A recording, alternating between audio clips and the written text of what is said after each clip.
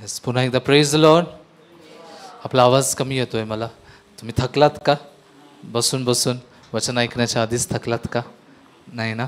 मग praise the Lord म्हणूया ना जोरात. Praise the Lord. येस, खूप खूप धन्यवाद. मी फार आभारी आहे की परमेश्वराने पुन्हा एकदा आपल्याला परमेश्वराचं वचन ऐकण्यासाठी एकत्रित केलेलं आहे. खरं तर परमेश्वराचं वचनाला आपण जितक्या खोलवरीने जाणतो तितकं आपल्याला आश्चर्य वाटतं. झालं का सगळ्यांचं इकडे तिकडे हळून? एका ठिकाणी बसून घेऊ शकता. ओके, एका ठिकाणी प्लीज बसून घ्या. आज आपण बायबलमधून लूक ह्याचा लूककृत शुभवर्तमान याचा 10 अध्याय वाचणार आहे. तरी आपण आपापले बायबल उघडूया. तुमच्याकडे बायबल आहे ना सगळ्यांकडे? येस. प्रत्येकजण मोबाईल स्वतःजवळ ठेवू इच्छितो. जेवढं तुम्हाला मोबाईल महत्त्वाचा वाटतो तेवढंच बायबल पण महत्त्वाचं वाटायला पाहिजे ना. म्हणून तुमचा वैयक्तिक बायबल तुमच्याजवळ असू दे. आणि बायबलमधून लूक ह्याचा 10 अध्याय 25 वचनापासून पुढे मी वाचेन. लूक ह्याचा 10 अध्याय त्याच्या 25 वचनापासून पुढे आपण वाचूया. 25 ते 37 वचन आपण वाचणार आहोत. मग पहा, कोणी एक शास्त्री उभा राहिला आणि त्याची परीक्षा पाहण्याकरिता म्हणाला, गुरुजी, काय केल्याने मला सार्वकालिक जीवन हे वतन मिळेल? त्याने त्याला म्हटले, नियमशास्त्रात काय लिहिले आहे? तुझ्या वाचनात काय आले आहे? त्याने उत्तर दिले, तू आपला देव परमेश्वर ह्याच्यावर संपूर्ण मनाने, संपूर्ण जीवाने, संपूर्ण शक्तीने व संपूर्ण बुद्धीने प्रीती कर, आणि जशी आपणावर तशी आपल्या शेजाऱ्यावर प्रीती कर. त्याने म्हटले, ठीक उत्तर दिलेस, हेच कर म्हणजे जगशील. परंतु स्वतःस नीतिमान ठरवून घ्यावे अशी इच्छा धरून तो येशूला म्हणाला, पण माझा शेजारी कोण? येशूने उत्तर दिले, एक मनुष्य यरुशलेमेहून खाली यरिहोस जात असताना लुटारूंच्या हाती सापडला. त्यांनी त्याचे कपडे काढून घेऊन त्याला मारही दिला आणि त्याला अर्धमेला टाकून ते निघून गेले. मग एक याजक सहज त्याच वाटेने खाली जात होता. तो त्याला पाहून दुसऱ्या बाजूने चालता झाला. तसाच एक लेवीही त्या ठिकाणी आला आणि त्याला पाहून दुसऱ्या बाजूने चालता झाला. मग एक शमरोनी त्या वाटेने चालत असता तो होता तेथे आला आणि त्याला पाहून त्याला त्याचा कळवळा आला. त्याने जवळ जाऊन त्याच्या जखमांना तेल व द्राक्षरस लावून त्या बांधल्या आणि त्याला आपल्या जनावरावर बसवून उतारशाळीत आणले आणि त्याची काळजी घेतली. दुसऱ्या दिवशी त्याने 2 रुपये काढून उतारशाळेच्या रक्षकाला देऊन म्हटले, ह्याची काळजी घ्या आणि ह्यापेक्षा जे काही अधिक खर्चाल ते मी परत आल्यावर तुम्हाला देईन. तर लुटारूंच्या हाती सापडलेल्या माणसाचा शेजारी ह्या तिघांपैकी तुझ्या मते कोण झाला? तो म्हणाला, त्याच्यावर दया करणारा तो. येशूने त्याला म्हटले, जा आणि तूही तसेच कर. आपण 37 वचनांपर्यंत वाचलं.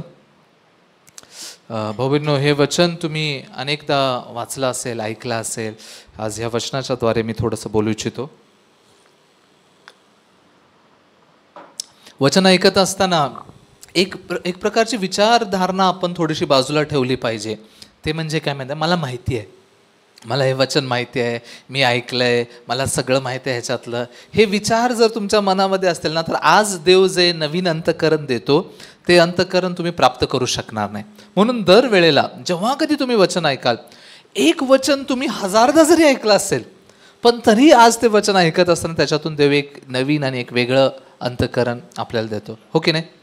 आज मी आत्मिक जीवनाबद्दल बोलू इच्छितो की कसं लोक आत्मिक जीवनाला जगण्याची इच्छा ठेवतात आणि प्रयत्न पण भरपूर करतात की आम्ही व्यवस्थित आत्मिक जीवन जगावं, पण त्यांना देवावर भरोसा करून जगण्याचं जीवन व्यवस्थित का जगता येत नाही. आणि अनेकदा लोक अपयशी होतात आत्मिक जीवनामध्ये. मला खरं खरं सांगा, तुम्हाला विश्वासाच्या जीवनात, आत्मिक जीवनात अपयशी व्हायला आवडतं का? आता विश्वासाच्या जीवनात अपयशी होणं म्हणजे काय, थोडं विचार करा. ठीक आहे, विश्वासाचं जीवन सोडून द्या. तुमच्या जीवनामध्ये तुम्हाला अपयशी व्हायला आवडतं का? तुम्ही जे जीवन जगताय ह्या जगामध्ये, ज्या कामामध्ये तुम्ही आहात, जे काही गोष्टी तुम्ही करत आहात, त्या कोणत्याही गोष्टीमधलं अपयश तुम्हाला आवडतं का? तुमचा बिझनेस फेल होऊन जाऊ दे, तुमचं नोकरीमधून तुम्हाला काढून टाकू देत, किंवा तुमचं काहीतरी दुर्घटना होईल किंवा काय, असं कोणत्याही प्रकारचं अपयश किंवा वाईट गोष्ट आपल्याला आवडत नाही, आपल्याला ते आलेली आवडत नाही. पण तरी टाळू शकत नाही ना, अशा गोष्टी येतात. मग ह्या गोष्टीतून जात असताना लोक खरोखर विचार करत नाहीत की का मला ह्या गोष्टींचा सामोरा करावा लागत आहे, का माझ्या जीवनामध्ये ह्या गोष्टी येत आहेत, ह्याच्याद्वारे देव मला काय शिकवू इच्छितो, मला कसं चालवू इच्छितो. नक्की एक गोष्ट काय आपण मानली पाहिजे माहिती आहे का, आपल्या जीवनात होणाऱ्या प्रत्येक घटना देवाच्या इच्छेशिवाय होत नाहीत. आमेन. तुम्ही मान्य करता का? तुमच्या जीवनामध्ये होणारी प्रत्येक घटना, ती चांगली असू दे किंवा वाईट असू दे, देवानी परवानगी दिल्याशिवाय होऊ शकते का? तुमच्या जीवनात जेव्हा काही वाईट होतात, समजा लोक आजारी पडत आहेत आणि दुर्घटना होत आहे, काय होत आहे, हे सैतान करतो ना काम? नाही करत? सैतान काम करतो की. सैतान काम करतो का नाही करत? करतो. पण मग सैतान काम करतो तर मग देवाच्या परवानगीशिवाय काम करतो का? माझ्या मनात ना भरपूर कन्फ्युजन असायचं. तुम्ही इयोबचं पुस्तक वाचलं का कधी? बायबलमधलं इयोब नावाचा एक व्यक्ती आहे.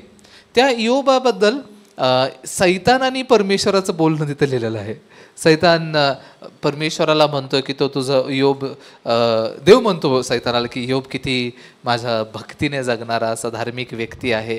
पण सैतान त्याची परीक्षा घ्यायला ठरवतो. तू त्याला सगळं काय दिलंयस, त्याची सुरक्षा करतोयस म्हणून तर तो असा जगतोय. त्यावेळेला इयोब एक एक करून गोष्टी गमवाव्या लागतो. काळे ब्रदर, तुम्हाला काय हवं आहे? पेन हवं आहे? पेनसाठी तुम्ही डिस्टर्ब करू नका प्लीज.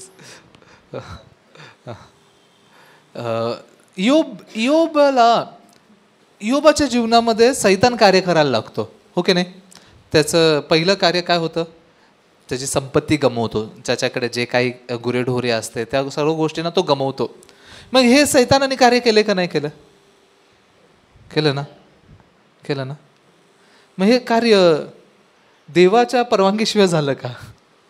मी भरपूरदा इयोबाचं पुस्तक वाचत असताना असं कन्फ्युजन व्हायचं, म्हणजे काय सैतानाला पण देवच परवानगी द्यायला लागलाय का काय माझ्या जीवनात कार्य करायला, मला असं त्रासात पाडायला? असं कसं काय? देव एवढा क्रूर आहे का? का देव असं होऊ देतोय? इयोबाच्या जीवनात तर असं होतं की त्याचं दोन्ही त्याचे जे काही मुलं असतात, जी मुलं भरपूर त्याला मुलं मुली आहेत, ते सर्व मुलं मुली एकाच दिवसातच मरतात. सगळेजण. भयानक गोष्ट होते. त्यांना सगळ्यांना एका दिवसात तो गमवतोय, सगळं गमवतोय. फक्त तो राहिला, त्याची बायको असते. त्याला शरीरामध्ये पण नंतर आजार होता ना, ते फोडे व्हायला लागतात. ते फोडे कुत्रे येऊन चाटत आहेत. भयानक अवस्थेमध्ये तो फुटलेला मटकेचा तुकडा घेऊन तो स्वतःचे ते फोड्यांवरती खाजवत आहे. इतकं त्रास व्हायला लागलाय त्याला. एवढ्या सगळ्या त्रासामध्ये नक्कीच सैतानाने त्याला तसं त्याच्या जीवनात त्या त्रासाला आणलं. पण तो सैतान देवाकडून परवानगी घेऊन ते त्रास देतोय. मग जर देवाने सैतानाला म्हटलं असं नको, बास झाला आता, देऊ नकोस त्रास, तर सैतान थांबलं असतं की नाही? मग सैतान म्हणतो अजून दे. सैतानाला देव म्हणतो अजून दे, अजून थोडंसं त्याला अडचणीत पाड, त्रासात पाड. असं आहे का? बघा, तुम्हाला किती बरोबर वाटू दे किंवा नाही, असं विचार केल्याने वाटायला लागतं अरे मग देव किती क्रूर आहे. देव आमच्यासारख्या मनुष्याच्या जीवनात एवढ्या त्रास, एवढ्या समस्यांना पाठवतो. एवढा क्रूर देव, असा क्रूर देव आम्ही कधी बघितला नाही. बाकीच्या लोकांची जी मान्यता असते, बाकीच्या धर्मांमधली मान्यता काय आहे माहिती आहे का? वाईट गोष्टी सैतानाच्या द्वारे असतात, चांगल्या गोष्टी देवाच्या द्वारे असतात. पण बायबल वेगळं सांगतं भाऊ बहिणींनो. बायबलमध्ये परमेश्वर म्हणतो प्रकाशाचा उत्पन्न करता, निर्माण करता आणि अंधकाराचा पण उत्पन्न करता मीच आहे, असं परमेश्वर म्हणतो. परमेश्वराने प्रकाश आणि अंधकार दोन्ही उत्पन्न केलंय. मग माझ्या जीवनात असणाऱ्या चांगल्या गोष्टी असू दे, वाईट गोष्टी असू दे, त्याला देवाच्या परवानगीशिवाय ते माझ्या जीवनात आलेल्या नाही आहेत. मग जर ते देवाच्या परवानगीने आलेले आहेत तर मग का आलेले आहेत? का देव अशा गोष्टींना होऊ देतो? का देव आपल्याला अपयशाला सामना करायला लावतो? का देव मनुष्याला अपयशी करतो? मी आज ह्या विषयावरती बोलतो. परमेश्वर अपयशी करतो, माणसांना अपयशी बनवतो. का? कारण की त्या मनुष्याच्या प्रती देवाचं अंतःकरण काय आहे ते जाणण्यासाठी ना, मनुष्य कधीही शुद्धीवरून विचार करत नाही. देवाचं मन माझ्यासाठी काय? भाऊ-बहिणींनो, इथे तुम्ही प्रत्येक जण जे बसलेले आहात ना, तुमच्यापैकी किती लोकांना देवाचं अंतःकरण माहिती आहे? देवाचं मन तुमच्या प्रती काय आहे नेमकं ते तुम्हाला किती लोकांना व्यवस्थित समजले मी सांगू शकत नाही, मला माहिती नाही. खरोखर तुम्ही देवाचं अंतःकरण तुमच्या प्रती ओळखता का, जाणता का? मी या दिवसांमध्ये नेहमी देवाच्या अंतःकरणाबद्दल बोलायला लागलोय. परमेश्वराचं अंतःकरण आपल्यासाठी कसं आहे? तुम्हाला आठवतं का मागच्या रविवारी आपण कशाबद्दल बोललो होतो? कोणाबद्दल बोललो होतो आठवतं? विसरलं. योसेफाबद्दल. बरोबर आठवतं. योसेफ आणि त्याचे भाऊ. योसेफाचं मन त्याच्या भावांसाठी कसं आहे? बदला घेण्याचं आहे का? त्यांना मारून टाकण्याचं होतं का?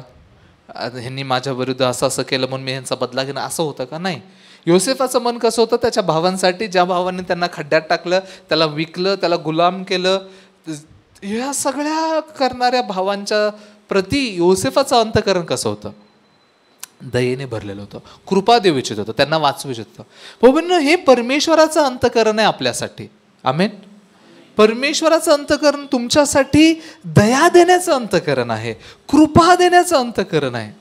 पण प्रॉब्लेम काय माहिती आहे काय? परमेश्वराची ही दया, परमेश्वराची ही कृपा लोकांना समजत नाही, कळून येत नाही. परमेश्वराची दया लोकांना कधीपर्यंत कळत नाही माहिती आहे का? जोपर्यंत त्यांनी स्वतःला व्यवस्थित रीतीने पाहिलेलं नाही, जाचलेलं नाही, जोपर्यंत स्वतःचा मार्ग त्यांना संपलेला नाही. मी ह्याला कसं समजून सांगू? माझ्या पुढे फार मोठा पेच आहे असं मला वाटतं. जोपर्यंत मनुष्याचा मार्ग संपत नाही ना, तोपर्यंत मनुष्य देवाकडे जातच नाही, हो की नाही? जोपर्यंत माणसाचं सगळीकडचे मार्ग बंद होत नाहीत, असं दिसतंय की मनुष्य देवाजवळ प्रार्थना करतोय, देवाजवळ मागतोय, देवा माझी मदत कर, मला कृपा दे, असं बोलताना दिसतोय खरं, पण मन तर जे त्याला मार्ग दिसतात त्या मार्गाकडेच वाहत राहतंय. हा, इकडून पैसे येतील वाटतं, हे करतो, तिकडून ह्या माणसाची मदत घेतो वाटतं, ते कर. जोपर्यंत संपूर्णपणे त्याचे मार्ग संपत नाही ना, तो देवासमोर जातच नाही. म्हणून देव काय करतो माहिती आहे का? देव माणसांचे मार्ग संपवतो, बंद करतो, पूर्णपणे बंद करतो, जेणेकरून त्या माणसाला कळतं मला देवाच्या समोर कृपा प्राप्त करण्याशिवाय दुसरा मार्गच नाही आहे, मार्गच नाही. आज आपण लूकचं 10 अध्याय वाचला. लूकच्या 10 अध्यायामध्ये हे फार आपण भरपूरदा ह्याच्यावरती बोललोय, हे तुम्ही अनेकदा ऐकलेलं वचन आहे. लूकच्या 10 अध्यायामध्ये एक शास्त्री आहे जो येशू ख्रिस्तासमोर येतोय आणि येशू ख्रिस्ताला येऊन प्रश्न विचारतोय ना. त्याचा प्रश्न आहे की सार्वकालिक जीवन हे वतन मला कसं मिळेल? मी स्वर्गाच्या राज्यात कसा जाईन? मी स्वर्गाच्या राज्यात प्रवेश कसा करू शकतो? हा त्याचा प्रश्न आहे, बरोबर आहे? मग ह्या प्रश्नाचं उत्तर काय? बघा, 10 अध्यायाचं 25 वचन आपण वाचूया, तुम्ही पण वाचा. 10 अध्यायाचं 25 वचन तिथे लिहिलेलं आहे. मग पहा, कोणी एक शास्त्री उभा राहिला आणि त्याची परीक्षा पाहण्याकरिता म्हणाला, गुरुजी, काय केल्याने मला सार्वकालिक जीवन हे वतन मिळेल? भाऊबंधूंनो, काय उत्तर आहे याचं? काय केल्याने सार्वकालिक जीवन हे वतन त्याला मिळणार आहे? तो शास्त्री आहे. शास्त्री म्हणजे देवाच्या नियमशास्त्राचा अध्ययन करणारा, देवाचं नियमशास्त्र आहे. भाऊबंधूंनो, तुम्हाला नियमशास्त्र माहिती आहे का? तुम्हाला जर कोणाला माहिती नसेल तर मी पुन्हा एकदा समजून सांगतो. नियमशास्त्र म्हणजे काय? नियमशास्त्र म्हणजे काय? चंद्रकांत, माहिती आहे का नियमशास्त्र? नाही माहिती? हा, नियमशास्त्र म्हणजे काय? ज्योतिषीचं नियमशास्त्र म्हणजे काय माहिती आहे का? नाही माहिती? नाही माहिती तर नाही माहिती म्हणून सांगा, ठीक आहे. नियमशास्त्र म्हणजे बायबलमध्ये ना पहिले 5 पुस्तकं आहेत बघा. पहिले 5 पुस्तकं कुठले कुठले? नाव काय त्याचं? उत्पत्ती, निर्गम, लेवी, गणना आणि अनुवाद. हे पहिले 5 पुस्तकांमध्ये ना परमेश्वराने त्याचं नियम आणि आज्ञा सांगितल्या. हे नियमशास्त्र खरं तर निर्गमच्या पुस्तकामध्ये 20 अध्यायामध्ये जेव्हा मोशेला देव 10 आज्ञांच्या 2 दगडी पाट्या देतो, त्यावेळेस पासून देव एक एक एक एक एक करून त्याच्या आज्ञा सांगतोय. अशा भरपूर आज्ञा आणि नियम हे जे भरलेले आहे ह्या पहिल्या 5 पुस्तकांमध्ये आहे, त्या आज्ञा आणि नियमांना एकत्रित करून त्याला नियमशास्त्र म्हणतात. इंग्लिशमध्ये त्याला लॉ म्हणतात, लॉ. त्याला इब्री भाषेमध्ये तोराह म्हणतात, तोराह. हे पहिल्या 5 पुस्तकांचंच असं एक छोटंसं पुस्तक बनवून इस्रायली लोक स्वतःकडे ठेवून नेहमी ते नियम काय आहेत देवाचे हे जाणून, हे वाचून त्याच्याप्रमाणे जगण्याचा प्रयत्न करायचे. समजतं का? काही दिवसांपूर्वी मी एका व्यक्तीला विचारलं, नियमशास्त्रामध्ये किती नियम आहेत? किती नियम आहेत? अरे ते तर आपल्या भाऊबंदा फार चांगलं माहीत आहे, हुशार आहेत. नियमशास्त्रामध्ये 10 आज्ञा आहेत, 10 आज्ञा पण आहेत, पण फक्त 10 आज्ञाच नाही आहेत ना. 10 आज्ञा व्यतिरिक्त 10 आज्ञा तर त्याची एक काय म्हणतात त्याला, सारांश म्हणता येईल किंवा इंट्रोडक्शन म्हणता येईल, एक प्रकारची प्रस्तावना असल्यासारखं आहे. नियमशास्त्रामध्ये भरपूर नियम आहेत, 613 आहेत. 613. तुम्हाला मी जे सांगतो ते चुकीचं वाटत असेल तर कधीही गुगल करून बघू शकता. नियमशास्त्रामध्ये किती नियमाने आज्ञा आहेत ते 613 असं मानलं जातं. मग ह्या नियमशास्त्रांना लिहिणारा हा शास्त्री म्हणजे त्याला तोंडपाठ करतोय आणि त्याला लिहिण्याचं काम शास्त्रीचं आहे. मग विचार करा, जो व्यक्ती तोंडपाठ असून लिहितोय त्याला नियमशास्त्र किती चांगल्या रीतीने माहिती आहे ना, त्याला सगळ्यात उत्तम माहिती आहे देवाचं नियमशास्त्र. हा व्यक्ती, हा शास्त्री जो एवढा बुद्धिमान आहे, ज्याला एवढं ज्ञान आहे, तो येऊन येशू ख्रिस्ताला विचारतोय की सार्वकालिक जीवन मिळवण्यासाठी मी काय करू? ह्याचं उत्तर काय द्यायचं आपण? जर तुम्हाला असा प्रश्न विचारला जातो, तुम्ही काय उत्तर देणार? ज्योती सिस्टर, आज ज्योती सिस्टरला मी प्रश्न विचारतो. सिस्टर, जर कोणी येऊन तुम्हाला विचारलं की मी सार्वकालिक जीवन मला मिळवायचं आहे, स्वर्गाचं राज्य मला मिळवायचं आहे, तर मी काय केलं पाहिजे? तुम्ही काय सांगणार? तू काय करायचंस म्हणून काय शिकवणार? काय शिकवणार सिस्टर? काय शिकवणार? नियमशास्त्र पालन कर म्हणून शिकवणार. ओके, आणखीन काय शिकवणार? चंद्रकांत, तुम्ही काय सांगणार? जर तुम्हाला कोणीतरी एक व्यक्ती येऊन असं विचारते, बघा ह्याचा प्रश्न काय आहे, काय केल्याने मला आत्मिक नाही, सार्वकालिक जीवन मला मिळणार, त्याचं वारस मी कसं होणार, काय करू, मी नेमकं काय करू मला सार्वकालिक जीवन मिळवण्यासाठी? काय करण्याची गरज नाही आहे तुला, काहीच करू नका, असंच राहा असं म्हणणार का? बघा हा प्रश्न ना खरं तर फार चुकीचा प्रश्न आहे ना. एका व्यक्तीला सार्वकालिक जीवन काही केल्याने भेटतंय का? आज या शास्त्रीच्या मनाला पण आपण पाहतोय आणि पुढे जाऊन जे दृष्टांत येशूने सांगितलं त्याच्याबद्दल मला बोलायचं आहे. ह्या शास्त्रीला काय वाटतंय की मला देवासमोर जगत असताना मला काहीतरी करायची गरज आहे. नियमशास्त्र माहिती आहे. ॲक्च्युली शास्त्री आणि परुषी असे लोक होते ना, जे देवाच्या नियमशास्त्राला फार काटेकोरपणे पालन करायचा प्रयत्न करायचे. बायबल त्यांना म्हणतं ते तर तिळाचं पण दशांश द्यायचे. छोट्या छोट्या गोष्टींमध्ये पण फार काटेकोरपणे पालन करण्याचा प्रयत्न करणाऱ्यापैकी हा आहे. पण तरी तेवढं करून पण त्याला सार्वकालिक जीवनाची खात्री नाही आहे. म्हणून येशूकडे येऊन विचारते, आता मी काय करू? अजून काय करायला पाहिजे? काय करायला पाहिजे? खरं तर खरोखर विचार करा ना, सार्वकालिक जीवन एका मनुष्याला काही केल्यानं भेटतं का? ज्या लोकांना अजूनही तारण समजलेलं नाही ना, त्यांना काय वाटतं माहिती आहे का, स्वर्गामध्ये मला जाण्यासाठी फार कष्ट घ्यायला पाहिजेत, हो की नाही? लोक, मी जेव्हा तरुण मुलांना पाहतो, आता इथे पण टीनासारखे काही तरुण मुलं आहेत, त्यांना बायबलचं ऐकायला आवडत नाही, हो की नाही? त्यांना आवडत नाही ना, इथे बस जबरदस्ती येऊन बसल्यासारखं बसलं जातं. काय बोलतायत पास्टर? देवाचं वचन ऐकायला आवडत नाही किंवा देवाबद्दल जाणार. मी पण तसं होतं सेम. मला पण खरोखर बायबल आवडायचं नाही, देवाबद्दल ऐकायला आवडायचं नाही. चर्चमध्ये जायचो ना लहानपणी, जेव्हा मी नेहमी चर्चच्या बाहेर असायचो, विशेष करून गुड फ्रायडेला चर्चला जायचो का, 3 तास असायचं, सगळे आत असायचे, मी बाहेर असायचं. बाहेर मस्त आईस्क्रीमचा गाडा लागलेला असायचा, तिथे जाऊन आईस्क्रीम खात बसायला चांगलं वाटायचं. आतमध्ये जाऊन काय चाललंय काय नाही मला काही घेणं देणं नव्हतं. का? कारण की तरुण मुलांना विशेष करून ना बायबलमध्ये काय देव सांगतोय समजत नाही. मोठे लोक कमीत कमी एक नैतिक विचार ठेवून किंवा नाही आपण चर्चला गेलं पाहिजे, देवाचं वचन ऐकलं पाहिजे, ह्या विचाराने तर जातात. पण ते तरुण मुलांना त्यांच्याशी काय घेणं देणं नसतं. मग ह्या तरुण मुलांना पण मी का यांना बायबलमध्ये ओढ नाही आहे, का देवाच्या बद्दल ओढ नाही आहे माहिती आहे का तुम्हाला?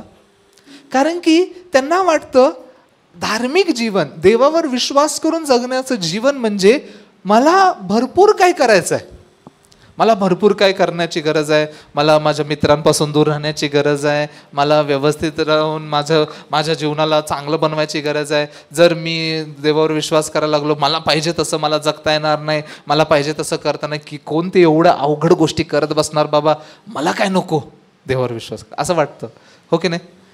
कोण एवढं सगळं करायचं, ते काय मला गरजच नाही. का असं विचार करतात?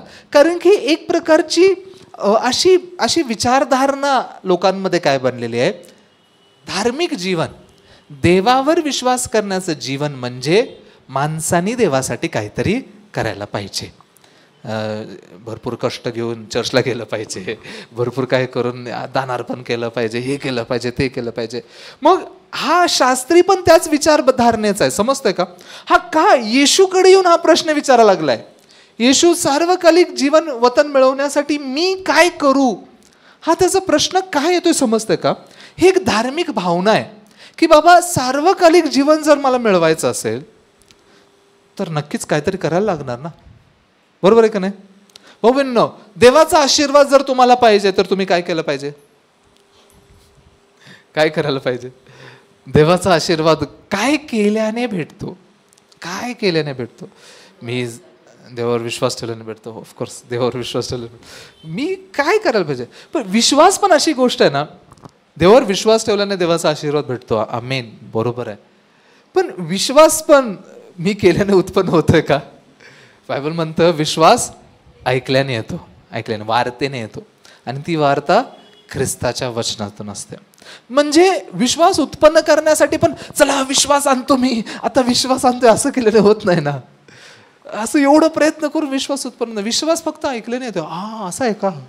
जेव्हा देवाचं वचन ऐकतो, मनात बसतो, आपोआप विश्वास येतो. विश्वास उत्पन्न करायला पण लागत नाही. पण लोकांच्या मनात एक मानसिकता काय बसलेली आहे बघा, आपण जगामध्ये पाहतो, लोकांना जेव्हा कोणता आशीर्वाद प्राप्त करून घ्यायचा आहे, समजा परीक्षेत पास व्हायचं आहे, लोक काय करतात? तुम्ही काय काय पाहिले परीक्षेत पास होण्यासाठी? लोक काय करतात? तुम्ही काय काय पाहिलेत? अभ्यास करतात. ते चांगली लोक आहेत, ज्यांना माहिती आहे की आम्ही पास होणार आहे ते अभ्यास करून पास होतात. ज्यांना माहिती आहे मी अभ्यास करून पास होणाऱ्यातला नाही आहे, ते काय करतात? कॉपी करतात. हो, ते तर आहेच. देवासमोर काय करायचा प्रयत्न करतात? नवस बोलतात, देवा जर तू मला पास करशील तर मग मी काय करेन, मी एवढे नारळ आणून फोडेन, किंवा मी एवढं दानार्पण करेन, मी असं करेन, मी तसं. असं करतात का नाही करत? तुम्ही केलं का कधी असं? देवा जर तू मला पास करशील तर मी इतक्या दिवसांचा उपवास पकडणार, मी एवढं तुझ्याजवळ रडून रडून प्रार्थना करणार, मी एवढं हे करणार. का? एक प्रकारची एक भावना असते, बाबा पास होण्यासाठी पण एवढं करायला लागतं, मग स्वर्गात जाण्यासाठी काय, सार्वकालिक जीवन मिळवण्यासाठी तर किती कठीण गोष्ट करावी लागत असणार ना, असं लोकांना वाटतं. म्हणून हा शास्त्री पण त्याच विचारधारणेने येऊन येशूला विचारतोय, सार्वकालिक जीवन वतन मिळवण्यासाठी मी काय करू, काय करायचंय, काय करायचंय, काय कमतरता पडली आहे माझ्यामध्ये, अजून मी काय करायला पाहिजे? हा प्रश्न शास्त्रीच्या मनातून काय येतो माहिती आहे का? कारण की ह्याने स्वतःला कधीही पापासमोर हारलेलं पाहिलेलं नाही आहे. भाऊ बहिणींनो, खरोखर पापासमोर हारलेल्या व्यक्तीच्या मनातून हा प्रश्न येत नाही. ह्या शास्त्रीचा आणि येशूचा संवाद आहे ना, ॲक्च्युली आज मला त्यांच्या संवादापेक्षा जास्त येशूने बोललेल्या दृष्टांताबद्दल बोलायचं आहे. येशू आणि शास्त्रीचा संवाद थोडक्यात आपण वाचून घेऊन पुढे जाऊया. 26 वचनात येशू त्याच्या प्रश्नाचं उत्तर प्रश्नांनी देतोय ना. 26 वचनात काय लिहिलंय? त्याने त्याला म्हटले, नियमशास्त्रात काय लिहिले आहे, तुझ्या वाचनात काय आले आहे? त्याने उत्तर दिले, तू आपला देव परमेश्वर याच्यावर संपूर्ण मनाने, संपूर्ण जीवाने, संपूर्ण शक्तीने, संपूर्ण बुद्धीने प्रीती कर, आणि जशी आपणावर तशी आपल्या शेजाऱ्यावर प्रीती कर. आता येशूने जेव्हा ह्या माणसाचा प्रश्न ऐकला, हा शास्त्री आहे, हा नियमशास्त्र, इंग्लिशमध्ये त्याला लॉयर म्हटलंय. लॉयर म्हणजे लॉ शिकवणारा, नियमशास्त्र शिकवणारा. हा नियमशास्त्राबद्दलच पंडित म्हणता येईल त्याला, त्यातला तो इतका ज्ञानी आहे. त्याला त्याच्याच गोष्टीबद्दल येशू विचारतोय की नियमशास्त्रात काय लिहिलंय, सार्वकालिक जीवन मिळवण्याबद्दल नियमशास्त्रात काय लिहिलंय, तुझ्या वाचनात काय आलंय? तो चांगलं उत्तर देतो. काय उत्तर देतो? तू आपला देव परमेश्वर याच्यावर संपूर्ण मनाने, संपूर्ण बुद्धीने, संपूर्ण शक्तीने आणि संपूर्ण जीवाने प्रीती कर. हे 4 संपूर्ण आहेत. ते सगळं संपूर्णपणे देवावर प्रीती कर, आणि जशी आपल्यावर तशी आपल्या शेजाऱ्यावर प्रीती कर. त्याचं उत्तर येशू काय म्हणतो? चुकीचं उत्तर आहे का? बरोबर आहे. 28 वचनात दिलेलं आहे. त्याने त्याला म्हटले, ठीक उत्तर दिलेस, हेच कर म्हणजे जगशील. येशूने त्याला हेच कर म्हणजे जगशील म्हटलेलं आहे. काय होतं माहितीये का भाऊ बहिणींनो, लोक देवाच्या वचनाला फार हलकं घेतात, देवाच्या नियमशास्त्राला पण फार हलकं घेतात. त्यांना कळत नाही देवासमोर खरोखर देव जर बोलतोय एक गोष्ट तर त्याला मी जशीच्या तशी करायला पाहिजे.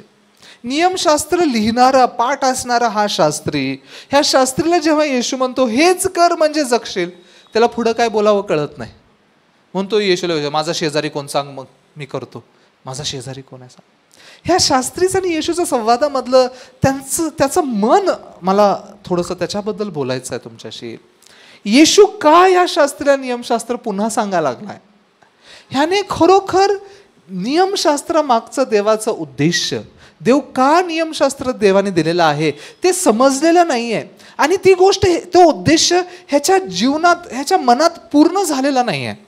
त्यामुळं ह्याला वाटतंय अजून मी काय करावं स्वर्गाच्या राज्यात जाण्यासाठी.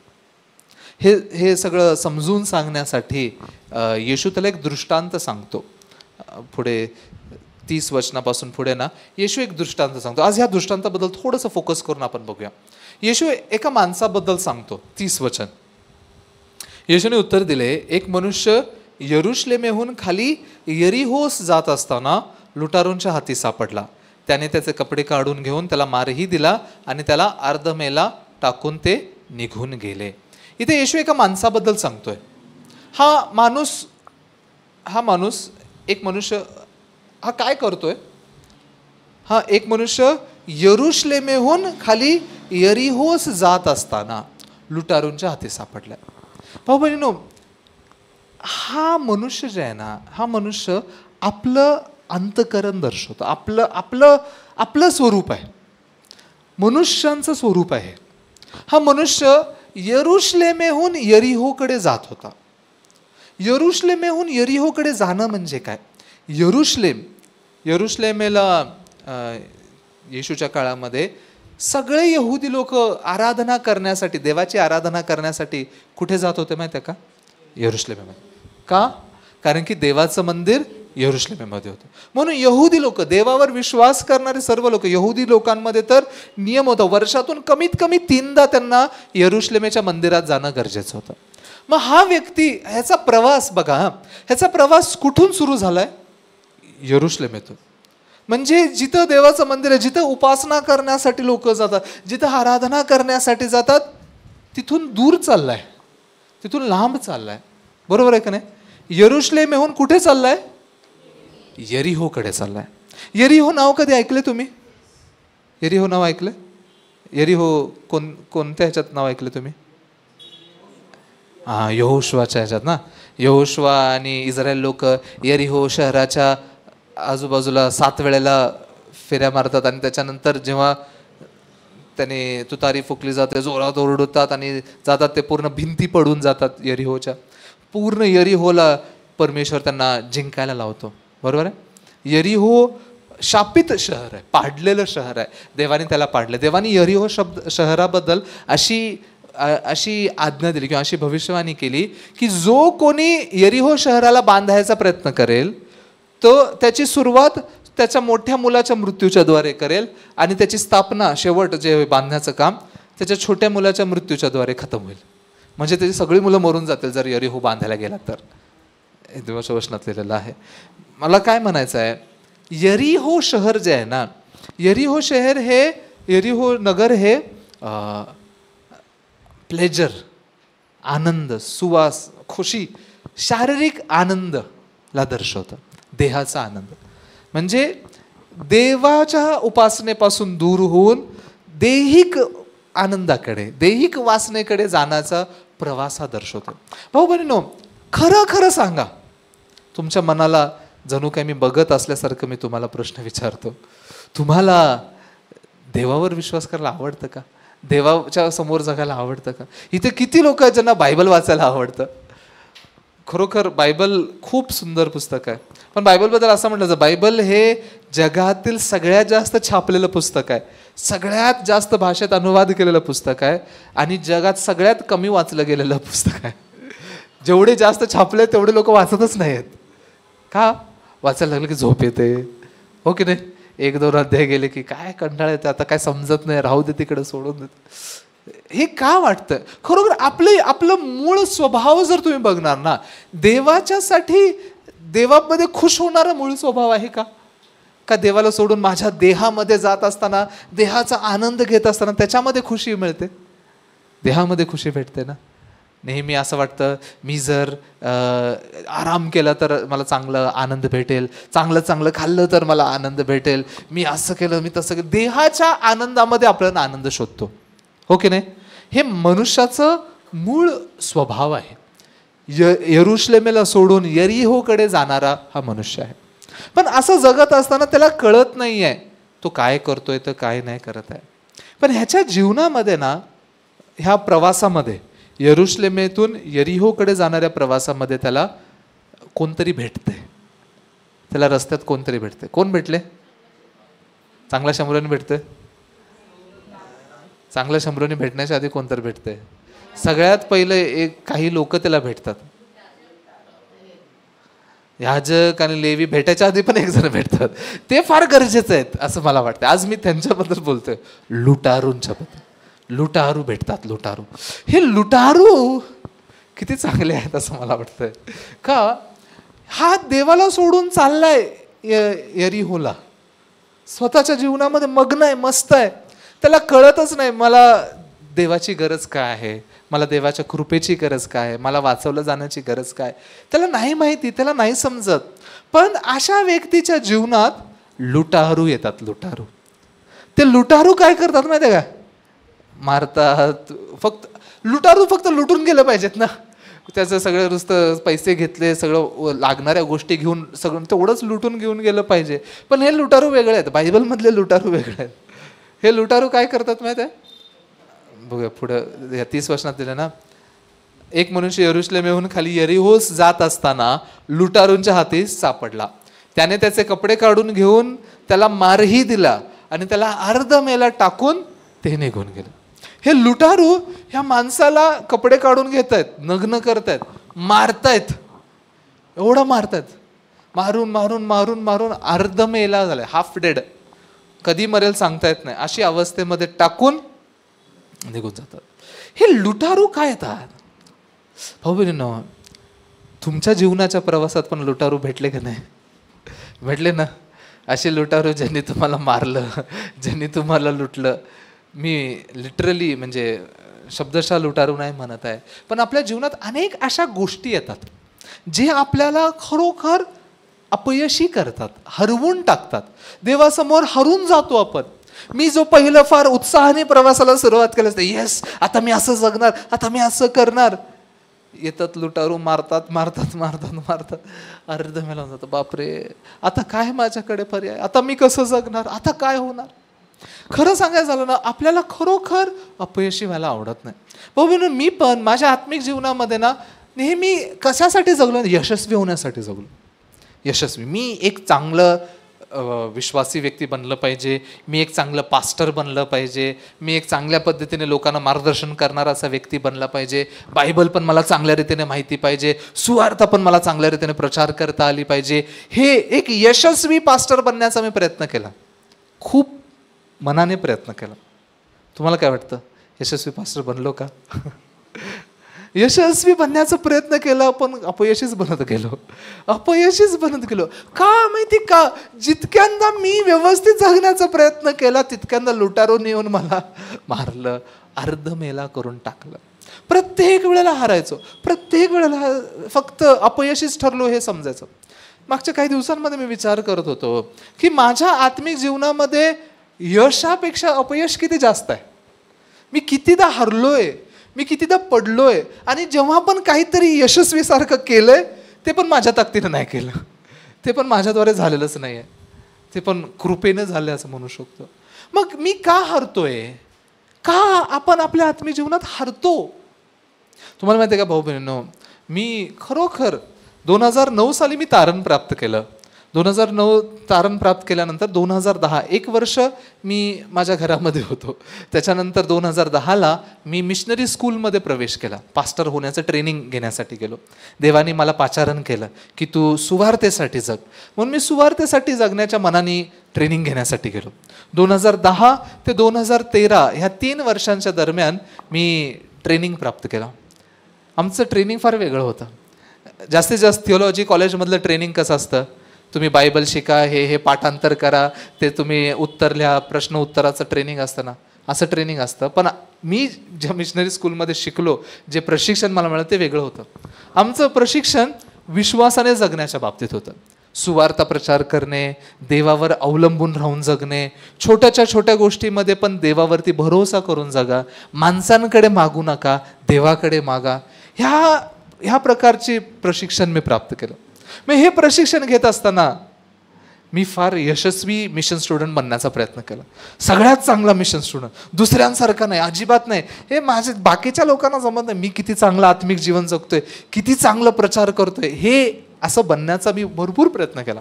पण विचित्र गोष्ट काय, जेवढं मी चांगलं मिशन स्टुडंट बनण्याचा प्रयत्न केला ना, तेवढंच अपयशी बनत गेलो, तेवढंच हारत गेलो. सुवार्ता प्रचारात जायचो, बाबूंनो तुम्ही फार भाग्यशाली लोक आहात, मी तुमच्या समोर उभं राहून प्रचार करतोय, झोपत नाही आहे, प्रचार करतोय, हे खूपच भाग्यशाली आहात तुम्ही. मी जेव्हा चर्चमध्ये काही लोक वचन ऐकता ऐकता झोप येते ना, अशा लोकांना पण मला फार आनंद वाटतो. आरामात झोपा, काही फरक पडत नाही. असं तुम्ही एवढे आरामात चाललेले आहात, तुमचं मन एवढ्या विश्रामात चाललंय की तुम्हाला चांगली झोप येते, किती चांगलं आहे. मी तुम्हाला काय बोलणार हो, मी तुमच्यापेक्षा गयागुजरा इन्सान आहे, मी तुम्हाला काय बोलणार. तुम्हाला माहिती आहे, आम्ही प्रचाराला जायचो, माझ्यासोबत आमचे काही स्टुडंट्स असायचे, शॉर्ट टर्म मिशनरी म्हणून असायचे, त्यांच्यासोबत आम्ही प्रचाराला जायचो. दुपारच्या वेळेला प्रचार करायला जात असताना इतका कंटाळा आलेला असायचा. प्रचार करायचं, जाऊन भेटायचं, आणि मुंबईमध्ये होतं, मुंबईमध्ये लोक कोणाला वेळ देत नाहीत, त्यामुळे अशा लोकांना जाऊन भेटायचं कसं, प्रचार कसं करायचं समजायचं नाही. मी एक दिवशी, माझ्यासोबत एक चायनावरून आलेला भाऊ होता, त्या भावासोबत मी एकत्र प्रचाराला गेलो होतो. आणि आम्ही त्या दिवसामध्ये एक बायबल सेमिनारची तयारी करत असल्यामुळे रात्रभर पोस्टर चिटकवले होते. पोस्टर चिटकवून फिरल्यानंतर दिवसाचं प्रचाराला गेल्यावरती थकलेलो असणारच ना. मग माझ्यासोबत आलेला भाऊ पण थकलेला होता. तो म्हटला, आज मी प्रचार करणार, तूच प्रचार कर, तूच बोल, मी नाही बोलणार. ठीक आहे, मी प्रचार करतो. एका घरामध्ये आम्ही घुसलो. एका घरामध्ये घुसून घरामध्ये एक व्यक्ती होता, त्यांनी आम्हाला आत बोलवलं आणि त्याला आम्ही थोडं वचन सांगायला लागलो. मी जेव्हा वचन प्रचार करायला सुरुवात केलं, सुरुवातीला माझ्या बाजूला बसलेला तो भाऊ, चायनावरून आलेला भाऊ, तो झोपायला लागला. त्याला झोप यायला लागली, इतका थकलेला होता, डोळे बंद व्हायला लागले, झोप यायला लागले त्याला. ठीक आहे, तर तो झोपला जे चालतं, मी प्रचार करायला लागलो ना. मग मी प्रचार करता करता त्याला झोप आली पहिला, त्या भावाला. नंतर माझ्या समोर बसलेला एक व्यक्ती होता, ज्याला मी प्रचार करत होतो, तो झोपायला लागला, त्याला झोप यायला लागली की बाबा ठीक आहे, तो पण थकून आला होता असं मी ऐकलं, म्हणून त्याला झोप यायला लागली. नंतर मला पण झोप यायला लागली. मग आम्ही काय तिघं मिळून झोपलो. प्रचार ठीक आहे, नंतर करूया, आता थोडंसं थकलोय, तुम्ही पण थकलोय, आम्ही पण थकलोय, चला झोपून टाकूया. मी रविवारचं मुंबईजवळ भिवंडी म्हणून ठिकाण आहे, तिथे जायचो प्रचार करायला. का रविवारची दुपारची एवढी झोप यायची कळायचं नाही. सारखं झोपेत गाडी चालवायचं. भरपूरदा झोपेत पेंगत पेंगत गाडी चालवल्यामुळे 2दा माझा ॲक्सिडेंट पण झाला. पण झोपच यायची. आणि जाऊन ठीक आहे, आता प्रचार करायला बसलोय तर चांगला प्रचार करायला पाहिजे ना. आमचे भिवंडीचे भाऊ बहीण फार नम्र आहेत, माझ्यासारख्या व्यक्तीकडून वचन ऐकायचे. मी नेहमी तिथे बसून प्रचार करायला लागायचा. बसून प्रचार करायला लागलो की प्रचार करता करता मला झोप यायची. विचित्र, पास्टर झोपा लागले तर मग कसं चालायचं. पण भाऊ बहीण शांतपणे ऐकत बसायचे. म्हणून भिवंडीमध्ये मी नेहमी उभा राहून प्रचार करायचो. नाही बाबा, मला बसून प्रचार करायला जमत नाही, मी उभा राहूनच प्रचार केलेला उत्तम आहे. मग माझ्यासारखा व्यक्ती काय पास्टर बनणार हो. माझ्याकडे त्यावेळेला स्कूटी होती, एक ब्लॅक कलरची स्कूटी असताना छोटीशी, ती स्कूटीवरती मी भिवंडीला जायचो. इतकं वैताग यायचं ना, मी जाऊन काय प्रचार करणार, मी जाऊन काय प्रचार करणार, काय बोलणार. कधी कधी वैतागून माझ्या स्कूटीलाच मारायचो, काय प्रचार करणार. त्यामुळे ते स्कूटीचं समोरचं स्पीडोमीटर असतं ना, ते फुटलेलं होतं. लोकांना माहीत नाही का फुटलं होतं, मला माहीत नाही, त्याला मारून वैतागून मारून फोडलं होतं. असा मी खरोखर एक यशस्वी व्यक्ती बनण्याचा, एक यशस्वी पास्टर बनण्याचा प्रयत्न पूर्ण मनाने केला, पण खरोखर अपयशी झालो. ना मला प्रचार करता येत होता व्यवस्थित, ना मला लोकांना मार्गदर्शन करता येत होतं, ना काही व्यवस्थित करताच येत नव्हतं. सारखं हरलो. मला सारखं काय वाटायचं, मी असा का आहे, मी अशा प्रकारे का जगतो, मला बदलायचं आहे, मला असं नाही जगायचं आहे.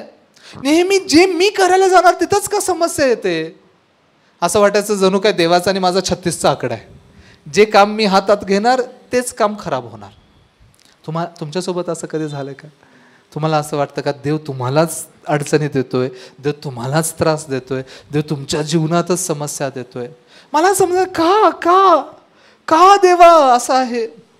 शेवटी वैतागून मी मिशनरी स्कूल संपलेलं नव्हतं, थोडंफार म्हणजे 2013 साली जेव्हा मी पास्टर बनणार होतो त्यावेळेला इतकं वैताग आला होता. शेवटी म्हटलं जाऊ दे, मला काय जमणार नाही सेवा करायला, माझ्यासारखा व्यक्ती काय पास्टर बनण्याच्या योग्यतेचाच नाही आहे. म्हणून मी आमच्या पास्टरना जाऊन सांगितलं मी काय सेवा करणार नाही, मला काय जमणार नाही.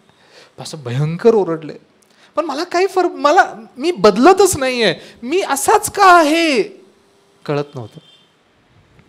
पण तुम्हाला माहिती आहे का भाऊ बहिणींनो, का हे लुटारू येतात? हे लुटारू जे अर्धमेला करून टाकतात, हे लुटारू काय आहे? हे लुटारू आपल्या जीवनात येणाऱ्या अडचणी पण आहेत, हे लुटारू आपल्या जीवनात येणाऱ्या समस्या पण आहेत, आजार पण आहेत, सगळ्या. ह्या लुटारूंना आणखीन एका गोष्टीने आपण समजू शकतो. हे लुटारू काय माहिती आहे का? देवाने दिलेला नियमशास्त्र आहे. नियमशास्त्र ह्या लुटारूंसारखं काम करतो. नियमशास्त्र लोकांना दाखवतो की तुम्ही देवासमोर खरोखर काहीही करू शकत नाही. बरोबर आहे का नाही भाऊ बहिणींनो? तुम्ही देवासमोर देवाच्या नियमांना व्यवस्थित पालन करणारे लोक बनलेत का? का हरलेले लोक बनले? त्या देवाच्या नियमाला मोडलेले लोक बनले ना? का? एवढा प्रयत्न करून पण का मोडले? एवढं प्रयत्न करून पण का व्यवस्थित नाही जगू शकलं? नियमशास्त्राचा उद्देश ह्या शास्त्रीला माहिती नाही आहे ज्याच्यासोबत येशू संवाद साधतोय. म्हणून येशू त्याला ह्या दृष्टांताच्या द्वारे सांगतोय की जसं तो व्यक्ती यरुशलेमहून यरीहोकडे जात असताना लुटारू भेटले, त्या लुटारूंनी त्याला दाखवलं, बाबा तू मेलायस, तू अर्ध मेलेला आहेस, अर्ध मेला करून टाकून निघून गेले. तसंच नियमशास्त्र देवासमोर आपल्या कृत्यांनी आणि कर्मांनी उभं राहणाऱ्या लोकांना अर्धमेला करतं, अर्धमेला करून टाकून देतं. त्यांना दाखवतं की त्यांच्या कामांनी आणि कर्मांनी खरोखर देवासमोर नीतिमान ठरता येत नाही. आमेन. हे आपण एक वचन वाचूया. रोमकरास पत्र 3 अध्याय, रोमकरास पत्र त्याचा 3 अध्याय 19 आणि 20 वचन. 19 आणि 20 तिथं काय लिहिलेलं आहे? रोमकरास पत्र 3 अध्याय 19 आणि 20. आपल्याला ठाऊक आहे की प्रत्येक तोंड बंद व्हावे व अवघे जग देवासमोर शिक्षेस पात्र ठरावे, म्हणून नियमशास्त्र जे काही सांगते ते शास्त्राधीन असलेल्या लोकांना सांगते. या 19 वचनामध्ये नियमशास्त्राचं काम लिहिलेलं आहे. भाऊ बहिणींनो, हे काम तुमच्या जीवनात पूर्ण झाल्याशिवाय तुम्हाला ख्रिस्ताचं नीतिमत्व काय आहे, तारण काय आहे, स्वर्गाचं राज्य काय समजूच शकत नाही. आत्मिक जीवनाचं हे सिक्रेट आहे. जोपर्यंत लोकांनी नियमशास्त्रासमोर काय होत नाही, तोंड बंद होत नाही आणि देवासमोर शिक्षेस पात्र ठरत नाहीत. देवासमोर शिक्षाच मला मिळू शकते, मी देवासमोर काहीही घेऊन उभा राहण्याच्या योग्यतेचा नाही आहे, ते जोपर्यंत समजत नाही ना, तोपर्यंत त्यांना येशू ख्रिस्तानी त्यांच्यासाठी दिलेली दया कळत नाही.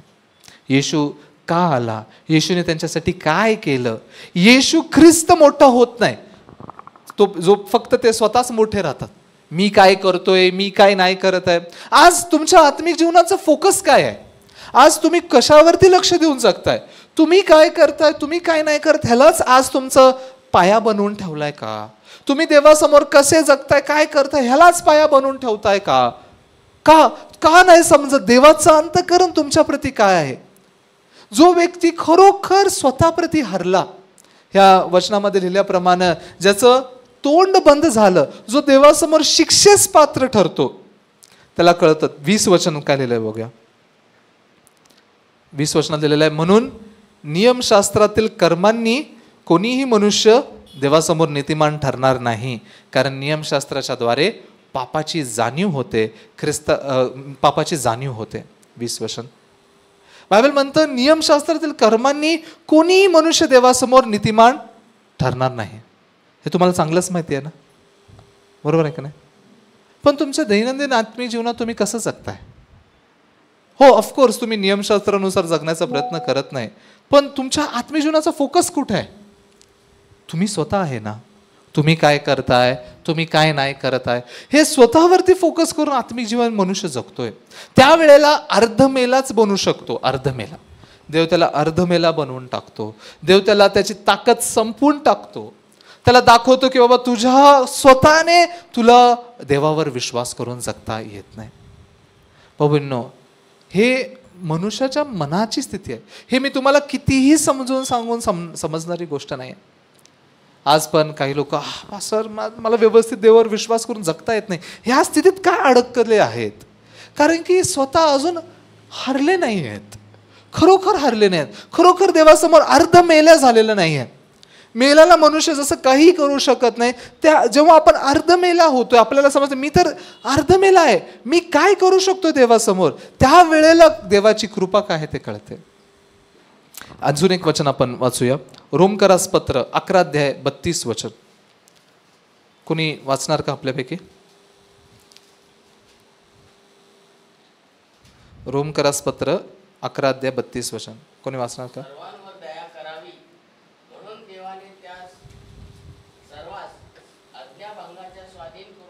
हा, त्या सर्वांवर दया करावी म्हणून देवाने त्या सर्वांना आज्ञाभंगाच्या कोंडवाड्यात कोंडून ठेवले. हो बहिणीनो, का मनुष्य आज्ञाभंग करत जगतोय? का त्याला यशस्वी व्हायचंय देवासमोर, पण तरी अपयशी का होतोय? का पडतोय? का सारखा लुटला जातोय? का पडतोय? का चंद्रकांत ब्रदर, का व्यवस्थित आत्मीय जीवन जगण्याचा प्रयत्न करून पण पडतोय? का पडतोय? किती पण तेव्हा मी असं करणार, आतापासून मी स्वतःला बदलणार, आतापासून मी व्यवस्थित जगणार, अशा रीतीने ठरवून पण पडतो की नाही? अशा रीतीने मनामध्ये निश्चित करून पण पडतो की नाही? का? येतं लिहिलेलं आहे, देवानी त्या सर्वांना आज्ञाभंगाच्या कोंडवाड्यात कोंडून ठेवले. देवानी आज्ञाभंगाच्या कोंडवाड्यात कोंडून ठेवले. देवानी आज्ञाभंग करणाऱ्या त्या कोंडवाड्यात, त्या जेलमध्ये बंद करून ठेवलं. देवानी मला असं बनवलेलं, मी खरोखर देवासमोर आज्ञा पालन करून उभं राहू शकतच नाहीये. बरोबर आहे का नाही? पापात पडल्यामुळे, पापाच्या स्वाधीन झाल्यामुळे देवासमोर मी काय केलंय ह्या गोष्टींना घेऊन उभं राहताच येत नाही. आज मी त्या लुटारूंबद्दल जेव्हा विचार करतो, ते लुटारू किती चांगलं काम करतायत. हा व्यक्ती यरुशलेमेहून यरीहोकडे जाणारा हा व्यक्ती, ह्याला खरोखर ह्याचा विश्वासाचं जीवन, ह्याला देवासमोर हा कसा आहे काय अजिबात विचार करत नाही. पण जेव्हा लुटारू येतात, जेव्हा लुटारू त्याला मारतात, कुटतात, जेव्हा अर्धमेला करून टाकतात, त्यावेळेला त्याला कळते मला वाचवणाऱ्याची गरज आहे, मला खरोखर वाचवणाऱ्याची गरज आहे. मनुष्य का आज्ञाभंग करतो? मनुष्याला आज्ञाभंग करण्याच्या स्वाधीन परमेश्वराने केलं, असं ह्या वचनामध्ये लिहिलेलं आहे. त्या सर्वांवर दया करावी म्हणून देवाने त्या सर्वांना आज्ञाभंगाच्या कोंडवाड्यात कोंडून ठेवलं. का? का आज्ञाभंगाच्या कोंडवाड्यात कोंडून ठेवलंय? दया करावी म्हणून, दया द्यावी म्हणून. भाऊ बहिणींनो, आपल्याला दयाची सवय नाही, दया कृपेची सवय नाही. आपल्याला काही ना काहीतरी करण्याची सवय नेहमी. बघा, ह्या जगामध्ये पण प्रत्येक धर्माचा आधार इथं ह्याच्यावरतीच आहे की मनुष्याने देवासाठी काहीतरी करावं आणि मग देवाकडून मिळवावं. आशीर्वाद असेल, काही असेल. स्वर्गाच्या राज्याबद्दल पण लोक काय विचार करतात, मी काहीतरी करून ते स्वर्गाचं राज्य मिळवलं पाहिजे. आज आत्मीय जीवनामध्ये मी काहीतरी करून मिळवण्याचा प्रयत्न करत जगतात लोक. विसरून जातात मला कशाची गरज आहे? दयेची गरज आहे, मला कृपेची गरज आहे. मी अर्धमेला म्हणून पडलोय, मला कृपेशिवाय दुसरा पर्याय नाही आहे. जेव्हा आपण तारण प्राप्त केलं, जेव्हा आपल्याला कळालं मी स्वतःहून स्वतःला नीतिमान ठरवू शकत नाही, जेव्हा त्या नियमशास्त्राने आपल्याला खरोखर अर्धमेला केलं, देवासमोर असं बनवलं की काहीच माझ्या कोणत्याही कर्मांना घेऊन उभं राहू शकत नाही. तुम्हाला माहित आहे, आज जेव्हा मी सुवार्थ प्रचार करतो, किती कठीण होतं लोकांना समजवणं की तुम्हाला येशू दया देऊ इच्छितो. देवाला, येशूला तुम्हाला दया द्यायची आहे, येशूच्या कृपेने तुम्हाला सार्वकालिक जीवन देऊ इच्छितो, हे लोकांना समजायला अवघड जातं. का सांगा? का बरं? का लोकांना येशूची दया समजायला अवघड जातं माहितीये का? कधीही स्वतःला आज्ञाभंग करणारं बघितलंच नाही. त्यांना वाटतं मी आज्ञा पालन करणार आहे, मी देवासमोर व्यवस्थित जगणार आहे. ठीक आहे, 2-3 मोडले असतील, पण बाकीचे अजून प्रयत्न करून करतो. आपले भाऊ बहीण पण त्यांचं आत्मिक जीवन जगत असताना नेहमी यशस्वी बनण्याचा प्रयत्न करतात. काहीतरी स्वतःच्या बलावरती मी हे करेन, मी असं करेन, मी तसं करेन, पण अर्धमेले बनून जातात. लुटारूंच्या हाती सापडल्यासारखे होतात आणि अर्धमेले बनून पडून जातात. जेव्हा हा व्यक्ती यरुशलेमेहून यरिहोस जाणारा हा व्यक्ती लुटारूंच्या हाती सापडला, अर्धमेला झाला, त्यावेळेला त्याला कळलं, बाबा आता मी स्वतःहून स्वतःला वाचवू शकत नाही, मला मदतीची गरज आहे. आमेन. तेव्हा त्याच्याकडे कोण येऊ शकला? पहिलं याजक आला. याजकाने त्याची मदत केली का? नाही. लेवी आला. लेवीनी मदत केली का? नाही. शेवटी शम्रोनी आला. शम्रोनी, चांगला शम्रोनी. हा शम्रोनी बायबलमध्ये योहानाच्या 8 अध्यायामध्ये ना, यहुदी लोक, शास्त्री आणि परुषी लोक येशू ख्रिस्ताला शम्रोनी म्हणा लागले. हाच तर शम्रोनी आहे असं म्हणतात. शम्रोनी म्हणजे कोण माहित आहे का? इस्रायलचे 2 भाग झालेला आपण ऐकलं ना भरपूरदा, उत्तर इस्रायल, दक्षिण इस्रायल. शम्रोन, सामरिया ही उत्तर इस्रायलची राजधानी होती. आणि इस्रायल आणि यहुदा ह्या दोन्ही राज्यांपैकी इस्रायलवरती सगळ्यात पहिलं बाहेरच्या देशांनी चढाई केली. बाहेरच्या राजांनी त्यांच्यावरती जिंकले. इस्रायलला पहिलं दुसऱ्या राजाने, आरामच्या राजाने जिंकलं. आणि या आरामच्या राजाने काय केलं? शम्रोन नगरातल्या यहुदी लोकांना काढून नेलं आणि त्यांचे अन्य जातीचे लोक शम्रोन नगरात ठेवले. म्हणून शम्रोन नगरातले लोक मिक्स्ड लोक आहेत, अन्य जाती आणि यहुदी मिक्स झालेले. यहुदातले जे स्वतःला यहुदी, प्युअर यहुदी समजतात, ते म्हणतात आम्ही प्युअर आहे, प्युअर, आम्ही मिक्सचर नाही झालो. म्हणून उत्तर इस्रायल भागातल्या लोकांना येशू गलिली म्हटलं गेलं ना, गलीलमधून आहे. गलील हा उत्तर इस्रायलचा भाग होता, म्हणजे जुन्या भागाप्रमाणे जर बघणार तर. त्यामुळं हे शास्त्री परुषी येशूला शम्रोनी म्हणतात. येशू ख्रिस्त हा शम्रोनीचं प्रतीक आहे. ते जो शम्रोनी आहे ना, तो येशू ख्रिस्ताला दर्शवतो. चांगला शम्रोनी दुसरं कोणी नाही, येशू ख्रिस्त आहे. जेव्हा हा अर्धमेला तिथं पडलाय, जेव्हा हा अर्धमेला तिथं मरतोय, त्यावेळेला त्याला वाचवायला कोण येतं? शम्रोनी. या वचनात थोडंसं बघूया. खरोखर हे वचन जितक्यांदा पण आपण वाचू तितक्यांदा त्याला जाणणं समजणं कमीच आहे. बायबलमधून 33 वचनापासून पुढे वाचूया. लूकचा 10 अध्याय 33 वचनापासून पुढे. लूक शुभवर्तमान ह्याचा 10वा अध्याय 33 वचनांपासून पुढे आपण वाचूया. मग एक शम्रोनी त्या वाटेने चालत असता तो होता तेथे आला आणि त्याला पाहून त्याला त्याचा कळवळा आला. त्याने जवळ जाऊन त्याच्या जखमांना तेल व द्राक्षरस लावून त्या बांधल्या आणि त्याला आपल्या जनावरावरती बसवून उतारशाळेत आणले आणि त्याची काळजी घेतली. दुसऱ्या दिवशी त्याने 2 रुपये काढून उतारशाळेच्या रक्षकाला देऊन म्हटले, ह्याची काळजी घ्या आणि ह्यापेक्षा जे काही अधिक खर्चाल ते मी परत आल्यावर तुम्हाला देईन. हो बहिणींनो, स्टार्टिंग टू एंड आपल्या तारणाच्या कामामध्ये, आपल्याला वाचवण्यामध्ये, स्टार्टिंग टू एंड कुणी काम केलंय? येशू ख्रिस्ताने काम केलंय. जसं इथे शम्रोनी कार्य करतोय ना, ह्या अर्धमेल्याला पाहणं पण शम्रोन्याचं काम आहे. त्याला शोधत येणं. अर्धमेला शम्रोनीला शोधायला गेला नाही, शम्रोनी त्याला शोधत आला. शम्रोनी त्याच्या जवळ आला. शम्रोनीने त्याच्यावरती दया आली त्याला. बरोबर आहे ना? मराठीत कुठला शब्द वापरला? कळवळा आला. कळवळा, कंपॅशन, कळवळा. तो कळवळा पण शम्रोनीला आलाय त्या अर्धमेल्यावरती. शम्रोनी त्याच्या जवळ येतो, त्याच्या जखमांवरती द्राक्षरस आणि तेल ओततो. द्राक्षरस आणि तेल कशाला दर्शवतो? द्राक्षरस येशू ख्रिस्ताच्या रक्ताला दर्शवतं. तेल हे पवित्र आत्म्याला दर्शवतं. हे येशू ख्रिस्ताने कार्य केलेल्या गोष्टी आहेत भाऊ बहिणींनो. द्राक्षरस व तेल ओततो, त्याला पट्ट्या बांधतो आणि त्याला आपल्या जनावरावरती बसवतो. उतार शाळेत पण घेऊन जातो, त्याची सेवा करतो, त्याला लागणाऱ्या गोष्टी पुरवायला सांगतो आणि सांगतो मी परत येईन, तोपर्यंत अजून जे काही खर्चाल त्यासाठी मी आल्यावर पण देईन. 2 दिनार देतोय आणि म्हणतो अजून काय लागलं तर मी देणार. हे शंभरोनी येशू ख्रिस्त आहे. आमेन. भाऊ बहिणींनो, देवाचं अंतःकरण तुमच्यासाठी काय आहे? परमेश्वर तुम्हाला दया देऊ इच्छितो. आमेन. परमेश्वर तुम्हाला कृपा देऊ इच्छितो. परमेश्वराचं अंतःकरण मनुष्याला कृपेने देवाच्या जवळ आणणार, कृपेने त्याला चालवणार. पण देवाची ही कृपा कुणाला कळते? खरोखर तुम्हाला देवाची कृपा कळाली आहे का? खरोखर तुम्हाला देवाची दया कळाली आहे का? देव तुम्हाला दया देऊ इच्छितो हे समजतंय का? विश्वास करताय का? का अजूनही देवाच्या दयेला मिळवण्याचा प्रयत्न करताय? बायबल फार, जर बायबल तुम्ही बघणार ना, मनुष्याच्या विचारांपासून फार वेगळा आहे भाऊ बहिणींनो. देवाची दया कुणाला भेटते? देवाची दया देवासमोर काहीतरी करून उभा राहणाऱ्या व्यक्तीला भेटते का संपूर्णपणे अपयशी झालेल्या व्यक्तीला भेटते?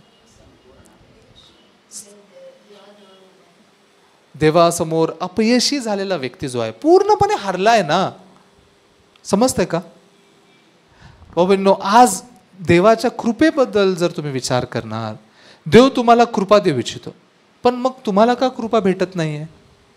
देवाला तर दया द्यायची आहे. देवाचं मन, देव आपल्याला कृपा देऊ इच्छितो, देव दया देऊ इच्छितो, देवाला आपली मदत करायची आहे. बायबलमध्ये काय लिहिलं? एक वचन काढून वाचा. रोमकरास पत्र 8 अध्याय 32 वचन. कोणीतरी पटकन वाचणार का? रोमकरास पत्र 8 अध्याय 32 वचनामध्ये देवाचं अंतःकरण लिहिलेलं आहे. रोमकरास पत्र 8 अध्याय 32 वचन काय सांगतं? जोरात कोणी वाचणार का? ज्याने आपल्या पुत्रास राखून न ठेविता हा आपला सर्वांकरिता दिला त्याला दिले, तो त्यासहित आपल्याला सर्व काही कसे देणार नाही. भाऊ बहिणो, हे देवाचं अंतःकरण आहे. ज्याने आपल्या स्वतःच्या पुत्रास राखून न ठेवता, म्हणजे कुणी? देवाने. देवाने स्वतःचा एकुलता एक पुत्र येशू ख्रिस्ताला पण राखून नाही ठेवलं स्वतःसाठी. त्याला काय केलं? आपल्यासाठी बलिदान केलं, आपल्यासाठी अर्पण केलं. देव जर त्याच्या सगळ्यात मूल्यवान एकुलता एक पुत्र येशू ख्रिस्त आपल्यासाठी बलिदान करू शकतो, तर तो त्याच्यासह आणखीन वाचा नका काय लिहिलं आहे शेवटच्या वाक्यामध्ये? तो आपल्याला त्यासहित सर्व काही कसे देणार नाही? ज्याने त्याचा एकुलता एक पुत्र दिला, तो सर्व काही कसे देणार नाही? ह्याचा अर्थ काय होतो? देणार. काय देणार? सर्व काही देणार. जे माझ्या गरजा आहे देव देणार का नाही देणार? देवाची इच्छा समजून घ्या. देवाला मला सर्व काही द्यायचं आहे. ज्यानं मला एकुलता एक पुत्र दिला, सगळ्यात मूल्यवान गोष्ट दिली, तो बाकीच्या गोष्टी का नाही देणार? आपण त्याच्यासमोर मागतो ना, मला पैसे पाहिजेत, मला नोकरी पाहिजे, मला हे पाहिजे, मला ते पाहिजे, मला 1000तून बरं कर. पण हे मागत असताना अनेकदा लोक देवाचं अंतःकरण समजत नाहीयेत. खरोखर देव देईल का? मी मागतोय तरी खरं, परमेश्वर देईल का? मग त्यावेळी लोक काय करतात? नाही नाही नाही असं नाही विचार करायला पाहिजे बाबा, देव देईल देईल देईल, नको, नाही देणार बोलायला नाही पाहिजे, असे निगेटिव्ह गोष्टी तोंडावरती आणल्या नाही पाहिजे, असं म्हणत विश्वास करायचा प्रयत्न करतात. थोडा दिवस टिकतं, नंतर हारून जातात. हो की नाही? नंतर असं वाटतंय बहुतेक मीच चुकीचा विश्वास केला वाटतं, बहुतेक माझ्याच विश्वासामध्ये काहीतरी चूक आहे वाटतं. का? मी खरोखर ह्या दिवसामध्ये एकाच गोष्टीबद्दल विचार करतोय भाऊ बहिणींनो, देवाचं अंतःकरण काय आहे? देव मला दया देऊ इच्छितो, हे देवाचं अंतःकरण आहे. आमेन. देव मला कृपा देऊ इच्छितो. माझ्यासारख्या दयनीय व्यक्तीवरती देवाला कृपा करायची आहे. मग का आज लोकांना कृपा भेटत नाहीये? जर देवाला कृपा द्यायची आहे, देव जर तुम्हाला कृपा देऊ इच्छितोय, तर तुम्हाला कृपा का भेटत नाहीये? का भेटत नाही? का माहिती आहे का? अर्धमेलच नाही बनत आहे तुम्ही अजूनही जिवंतच आहे, अजूनही काय ना काहीतरी करताय. नाही नाही ठीक आहे, देव मला कृपा देणार ना, मग मी पण अजून काहीतरी करतो, पण मी पण अजून काय. समजतंय का? थोडंसं ह्याला समजून घेण्याचा प्रयत्न करा. आज माझा मुख्य मुद्दा हा आहे. एक वचन आपण वाचूया. लेवीय 13 अध्याय लेवीय त्याचा 13 अध्याय. माफ करा, थोडं अवघड गोष्ट सांगत नाही आहे मी, पण देव तुम्हाला कृपा देव या गोष्टीला समजण्यासाठी. लेवीय 13 अध्याय 12 आणि 13 वचन. इथं कुष्ठरोगाबद्दल लिहिलेलं आहे. कुष्ठरोग इथं बायबलमध्ये ना मनुष्याच्या कल्पनेच्या पलीकडच्या गोष्टी, म्हणजे मनुष्याच्या समजुतीच्या पलीकडच्या गोष्टी लिहिल्या आहेत बघा. इथं 12 वचन मी वाचेन. लेवीय 13 अध्याय 12 वचन. एखाद्याच्या कातडीला कोड फुटून ते नखशिखांत सर्व कातडीवर पसरले आहे असे याजकाला दिसून आले तर त्याने तपासणी करावी, आणि त्याच्या सर्वांगास कोड झाले असल्यास त्याने त्या चट्टा पडलेल्या मनुष्याला शुद्ध ठरवावे. त्याचे सर्वांग शुभ्र झाले आहे म्हणजेच तो शुद्ध होय. इथं कुष्ठरोगाबद्दल काय सांगितलंय? जेव्हा एका व्यक्तीला शरीरावरती चट्टा पडतो, जुन्या करारातली ही गोष्ट आहे. त्यावेळेला त्या व्यक्तीला काय करायला सांगितलं? जर चट्टा पडतोय, पांढरं काहीतरी चट्टा दिसतोय, तर त्या व्यक्तीने जाऊन सर्वप्रथम याजकाला दाखवायचा आहे, माझ्या शरीरावरती असा असा चट्टा पडलेला आहे. मग तो याजक तपासणार. त्याला तपासून जर याजकाला वाटतोय तो चट्टा कोडाचा, कुष्ठरोगाचा चट्टा आहे, तर त्या व्यक्तीला अशुद्ध ठरवलं जातं, तो अशुद्ध आहे, आणि त्याला लोकांपासून वेगळं केलं जायचं. का वेगळं केलं जातं माहिती आहे का? कारण की कुष्ठरोग पसरतो ना, त्यामुळे दुसऱ्यांना पण पसरू नये म्हणून त्याला वेगळं केलं जायचं. पण इथं असा व्यक्ती आहे की ज्याच्यावरती कुष्ठरोग पसरलाय. कुठं पसरलाय? नखशिखांत, म्हणजे पूर्णपणे शरीरात एक असा भाग उरला नाही जो पांढरा झाला नाही, जो कुष्ठरोगाच्या चट्ट्याने भरलेला नाही. संपूर्ण शरीरभर कुष्ठरोग पसरलाय, पूर्ण. एक पण अशी जागा नाही जिथं कुष्ठरोग नाही आहे असं. त्याला मग किती अशुद्ध म्हणायला पाहिजे का नाही? हा सगळ्यात जास्त अशुद्ध असला पाहिजे का नाही? पण ज्याच्या संपूर्ण अंगावरती कुष्ठरोग पसरला त्याला काय म्हटलं गेलं? शुद्ध म्हटलं गेलं. त्याला याजकाने शुद्ध ठरवावं, आणि तो शुद्ध आहे. कसं काय? उलट थोडासा कुष्ठरोग पेक्षा जास्त झालेला कुष्ठरोग भयानक आहे ना. पण बायबलमध्ये ज्या व्यक्तीचं पूर्ण शरीर कुष्ठरोगाने भरलं गेलं त्याला शुद्ध म्हटलं गेलं. आणि पुढे जर 14 वचनात केलेलं आहे, पण जर त्याच्या अंगावर काही मांस कोवळे दिसून आले तर तो अशुद्ध समजावा. म्हणजे पूर्ण शरीरभर पांढरं झालं, कुष्ठरोग झालाय, आणि नंतर काही दिवसाने थोडा भागावरचा कुष्ठरोग जातोय, कोवळं मांस दिसून येतंय, तर अशुद्ध समजायचं. पूर्ण कुष्ठरोग आहे तर शुद्ध, थोडंसं जरी कुष्ठरोग नाही आहे तर तो अशुद्ध. असं का? समजू शकता का तुम्ही? असं कसं काय? विचित्र आहे नाही? संपूर्ण कुष्ठरोग असल्यावरती नखशिखांत डोक्यापासून पायापर्यंत पूर्ण कुष्ठरोग भरलेला व्यक्ती कुणाला दर्शवतं माहिती आहे का? ज्या व्यक्तीला बायबलमध्ये कुष्ठरोग हे पापाला दर्शवतं. पाप म्हणून अनेक ठिकाणी जेव्हा लोक पाप करतात त्यांना कुष्ठरोग झालेला दिसतात. मिरियम, मोशेची बहीण, जी मोशेच्या विरोधात बोलते, तिला कुष्ठरोग होतो. हे कुष्ठरोग पापाला दर्शवतं. म्हणून कोणता व्यक्ती खरोखर पापापासून स्वतंत्र होतं माहिती आहे का? ज्यानं पाहिलंय मी संपूर्ण पापी आहे. आमेन. नखशिखात डोक्यापासून पायापर्यंत पूर्ण अशुद्ध आहे, माझ्यामध्ये काहीही चांगलं नाही आहे. ज्या व्यक्तीला ते कळालं त्याला देव शुद्ध ठरवतो. बाबा हा पूर्णपणे पापी झालाय, अर्धमेला झालाय. त्यावेळेला शंभरून येतोय आणि त्याला वाचवतं. त्यावेळेला कळालं बाबा मी मरायला टेकलो. हे कुष्ठरोग मनुष्याच्या मनाच्या दशेला दर्शवतं ना. जो व्यक्ती अजूनही स्वतःमध्ये काही ना काहीतरी आहे असं समजतो, माझे प्रयत्न अजूनही आहेत, मी अजूनही काहीतरी करून स्वतःला बदलतो, स्वतःला व्यवस्थित बनवतो, आता मी चांगलं बनतो, आता मी व्यवस्थित बनतो. अशा लोकांना ना थोडे दिवस बदलाव येऊ शकतो यांच्यामध्ये, ठरवून 1 आठवडा 2 आठवडा, पण त्याच्यानंतर परत पहिल्यासारखं होतं. माफ करा, मी तुम्हाला पिक्चरबद्दल एका सांगू इच्छितो. तुम्ही पिक्चर बघता का? एक पिक्चर आहे, इंग्लिश पिक्चर आहे, तुम्ही पाहिला नसेल, शॉशँक रिडेम्पशन म्हणून एक पिक्चर आहे. तुम्ही कधी ऐकलं असेल का नाही माहिती नाही. त्याच्यामध्ये एक व्यक्ती जेलमध्ये बंद असतो. त्या पिक्चरमधले एक असे सीन आहेत ना जे खरोखर मला ह्या वचनाशी सिमिलर वाटतात. तिथं जेलमध्ये असणारा कैदी जे असतात ना, ते एक कैदी आहे ज्याला जन्मठेपेची शिक्षा दिलेली आहे. मग त्या कैद्याचं ना प्रत्येक 10 वर्षानं त्याची तपासणी होते. आता हा बदलला का, आता हा सुधारला का, आता ह्याच्यात काहीतरी बदल झालाय तर ह्याला जेलमधनं बाहेर सोडावं म्हणून एक पॅनल असतं. ते पॅनल येऊन त्या कैदीची सारखी तपासणी करतात. 10 वर्षांनी तपासणी होते, पहिल्या 10 वर्षांनी. त्या पहिल्या 10 वर्षाच्या त्या पॅनल समोर उभा राहिलेला हा त्या काही जे त्याची परीक्षा घेणारे परीक्षकांसमोर उभा राहिलेला हा कैदी इतक्या चांगल्या गोष्टी बोलतो. मी आता बदललोय, मी आता पहिल्यासारखा नाही राहिलो, मी आता खरोखर सुधारलोय, मला आता जेलमध्ये राहायची गरज वाटत नाही, मी आता समाजामध्ये राहून व्यवस्थित राहू शकतो, असं तो त्यांना पटवून देण्याचा प्रयत्न करतोय की आता मी बदललोय. असं जेव्हा त्याचं म्हणणं ऐकतात, त्याच्यानंतर ते परीक्षक जे असतात त्याच्या अर्जावरती शिक्का मारतात, फेल, नाही, पर रिजेक्ट केलं, त्याला परत जेलमध्ये टाका. तो येऊन त्यांना सांगतो एवढं मी बदललोय आता 10 वर्षात, एवढं शिक्षा भोगून, पण तरी त्याला फेल म्हणतात, त्याला जेलमध्ये. परत 10 वर्षानंतर 20 वर्षानंतर परत त्या काही परीक्षकांसमोर त्याला उभं केलं जातं.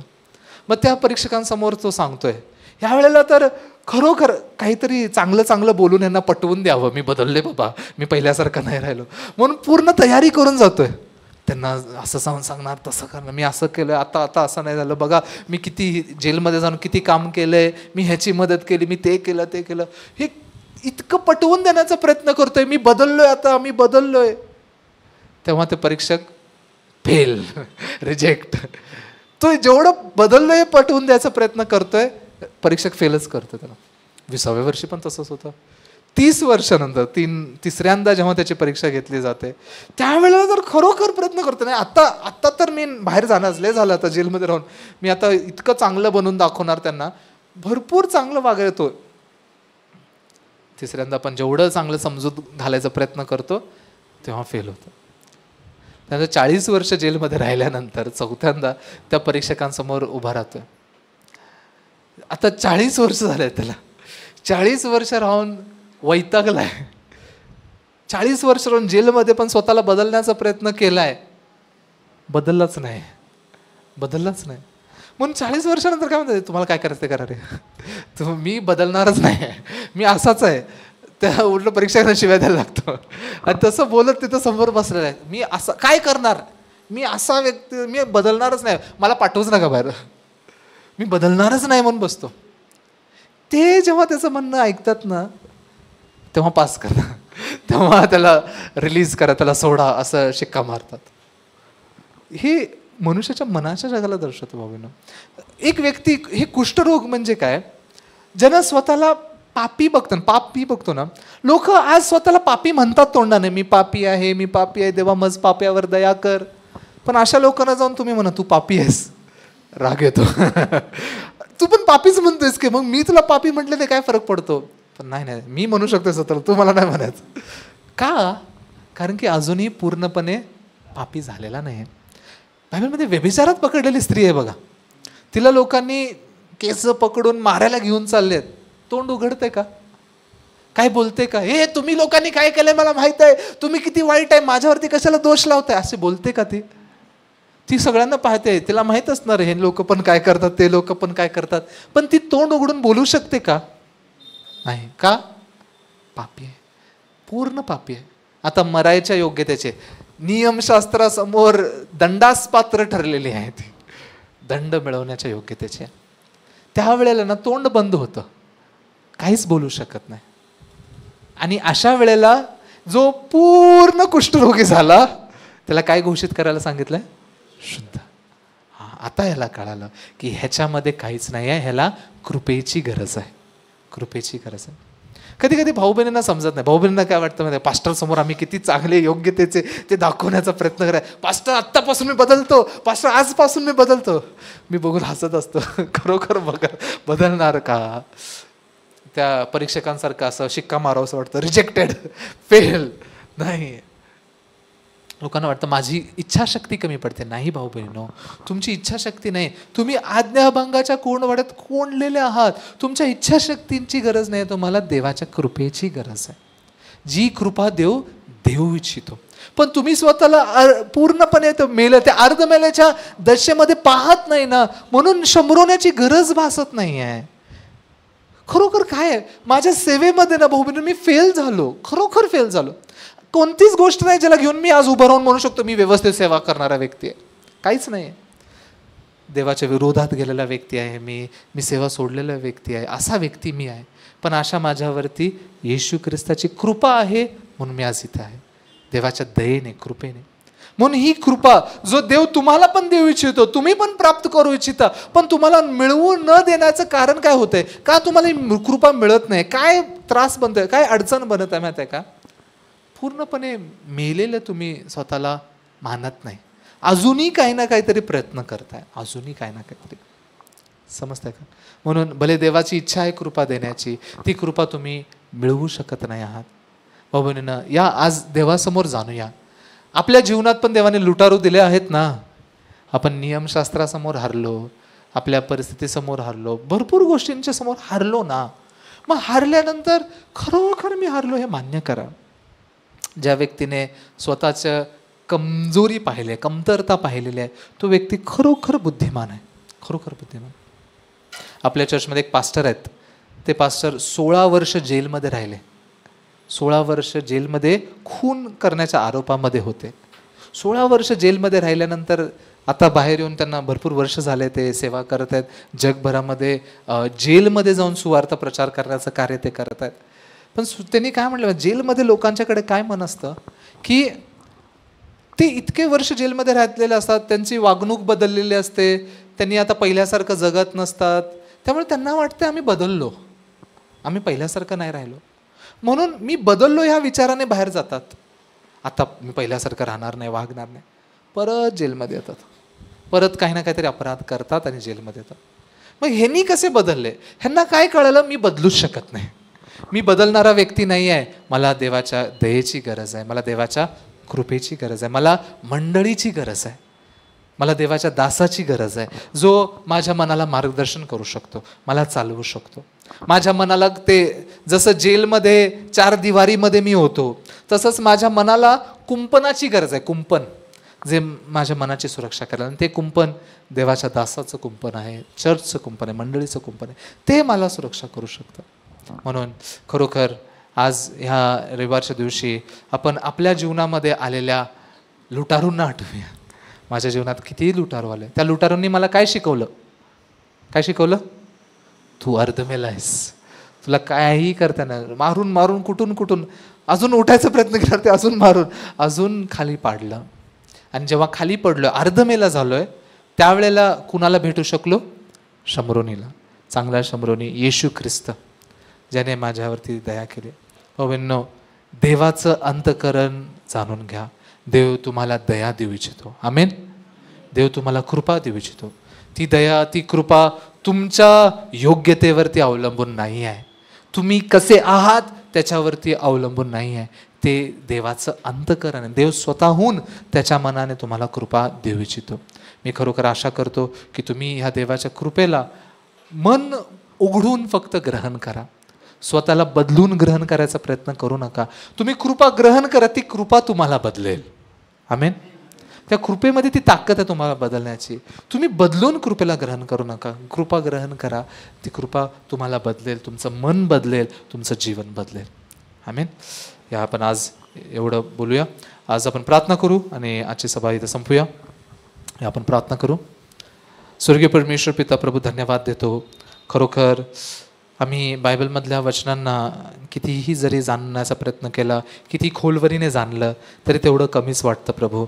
ते लुटारू, जे लुटारूंनी त्या व्यक्तीला अर्धमेला केलं, ते लुटारू आमच्या जीवनात असणं किती चांगली गोष्ट आहे. खरं तर आम्ही पण नेहमी यरुशलेमेहून यरिहोचा प्रवास करणारे लोक आहोत प्रभू. कधी आमचं अंतःकरण देवापासून दूर जातं, कधी आम्ही आमच्याच गोष्टींमध्ये पडून जातो, आम्हाला कळत नाही.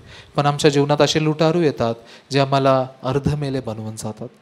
आम्हाला अर्धमेलं बनायचं नसतं, आम्हाला आमच्या ताकदीने जगायचं असतं, आमच्या योग्यतेने यशस्वी बनून जगायचं असतं. पण नेहमी देवासमोर अपयशी ठरल्यावरती आम्हाला कळतं माझ्याकडे काहीच ताकद नाही. त्यावेळेला आमचं लक्ष देवाच्या कृपेकडे लागतं. आज या जगामध्ये अनेक लोक आहेत परमेश्वरा, जे स्वतःच्या नीतिमत्वाने देवासमोर उभा राहण्याचा प्रयत्न करतात. त्यांची आस्था, त्यांचे कार्य, त्यांची कृती हे घेऊन जेव्हा देवासमोर उभं राहतात, ते देवाच्या नीतिमत्वाला ग्रहण करू शकत नाही आहेत.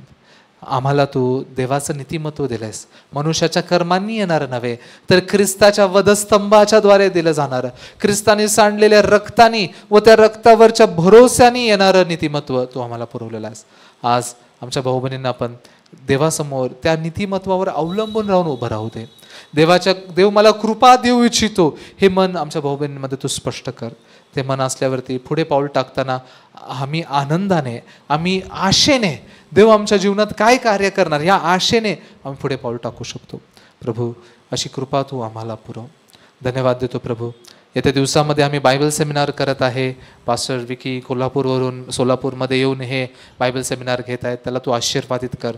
आम्ही आमची तयारी बघणार तर कमीच वाटते, पण प्रभू तू तयार केलेल्या लोकांना पाठव. त्यांना ह्या वेळेला सुवार्ता ऐकू दे. निवास मंडपसारख्या विषयाच्या द्वारे ख्रिस्ताचं बलिदान, ख्रिस्ताची ओळख लोकांना पटवू दे. प्रभू, आम्ही सर्व गोष्टींना तुझ्या हातात समर्पित करतो. धन्यवाद देतो आणि ही प्रार्थना आमचा तारणारा प्रभू येशू ख्रिस्त याच्या गोड आणि प्रिय नावाने मागतो, म्हणतो एक प्रभू, आमेन. खूप खूप धन्यवाद.